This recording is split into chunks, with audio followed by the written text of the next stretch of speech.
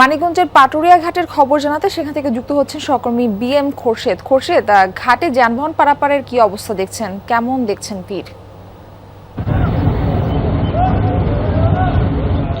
মাঠে ঘরমুখো মানুষের আমরা সকাল থেকে পাটুরিয়া ঘাটে কিন্তু দেখছি, বিশেষ করে যারা বিভিন্ন যে ভেঙে ভেঙে যে সকল যানবাহনগুলোতে যে সকল যাত্রী এসেছিল তারা, এবং ছোট গাড়ি বিশেষ করে প্রাইভেট কার, মাইক্রোবাস এবং মোটর সাইকেল, সেই গাড়ির চাপটা আসলে বেশি দেখছি।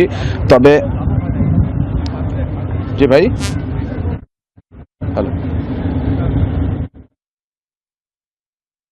যে বিষয়টি রয়েছে যে এখানে মোটামুটি যারা আসলে এখন হচ্ছে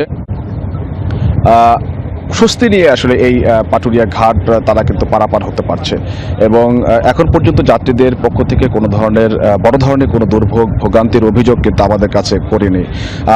গত রাত থেকে, গতকালকে থেকে আজকে পর্যন্ত গত 24 ঘন্টায় এই পাটুরিয়া দৌলতদিয়া নৌ রুটে 5100 যানবাহন পারাপার হয়েছে। বিআইডব্লিউটিসির পক্ষ থেকে আমাদেরকে এমনটুকু জানছে। রাতভর কিন্তু অন্য যাত্রী কিন্তু পারাপার হয়েছে বিরামহীনভাবে, এবং বেলা বাড়ার সাথে সাথেই যাত্রীর চাপ আজকে আরও বাড়ার সম্ভাবনা রয়েছে। তবে এই মুহূর্তে আমরা কিন্তু ঘাটে কিন্তু একেবারেই স্বাভাবিক পরিস্থিতি দেখছি। আমি 3 নম্বর ঘাটে রয়েছি, পাটুরিয়ার 3 নম্বর ঘাটে কিন্তু একটি ফেরি ভিড়ছে, এবং যে সকল যাত্রী আসছে তারা এসে কিন্তু সহজেই ফেরিতে কিন্তু উঠতে পারছে, এবং লঞ্চে একই অবস্থা। একেবারে যে গাদাগাদি যে পরিস্থিতি সেটি নাই।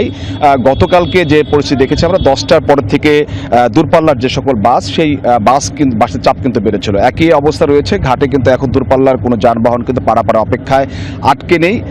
যাত্রী এবং যানবাহন যেগুলো আসছে সেগুলো আসলে সহজেই কিন্তু পারাপার হতে পারছে, এবং বলা চলে যে গত কয়েক বছরের মতো এবারও কিন্তু পাটুরিয়া দৌলতদিয়া নৌ রুটে কিন্তু ঈদ যাত্রা কিন্তু অনেকটা স্বস্তি। খোরশেদ, ধন্যবাদ আপনাকে।